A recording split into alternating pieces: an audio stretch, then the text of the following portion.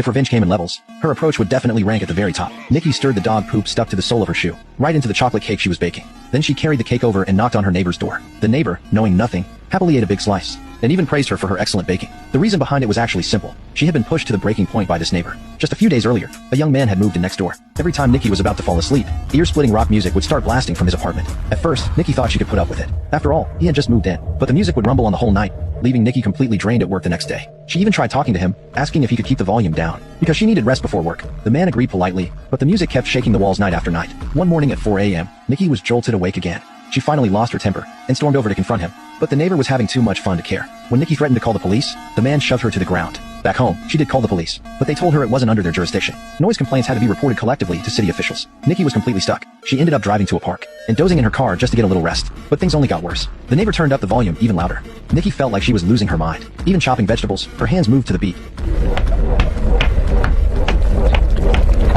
The next morning, she deliberately fired up her loudest lawnmower to return the noise. But soon after, she stepped in dog poop. The neighbor's dog had left it all over her lawn. Nikki finally snapped. So she baked a special chocolate cake, mixed the dog poop in, and handed it to him. Afterward, she felt much better. She even bought noise-canceling headphones, thinking maybe now she could sleep. That night, she even had the energy to play with her cat. But when she went to bed, she realized sleeping with headphones was unbearable. And the neighbor's speakers were pounding harder than ever, so loud the water glass on her table was shaking. That's when Nikki had a sudden idea. She remembered the spare key to the neighbor's place. The house had originally belonged to Nikki's parents, and she had kept the key while caring for them. The next day, when the man left, Nikki slipped inside with the spare key. She stabbed holes into his speakers with a knife, then poured beer over his music player. Back at home, she felt incredible relief. But late that night, her worst fear came true. The man pounded on her door like a madman. He had learned from the landlord that Nikki still had a key. Under constant threats, Nikki had no choice but to give in. She slid the key under the door, but he had no intention of letting it go. He warned her to sleep with one eye open, because he might come for her any time. Nikki was so terrified she couldn't sleep. She had to call in sick at work. Then something even worse happened. Her beloved cat, the one she had raised for years, disappeared. Soon after, she saw the man had bought an even bigger sound system, and she received a note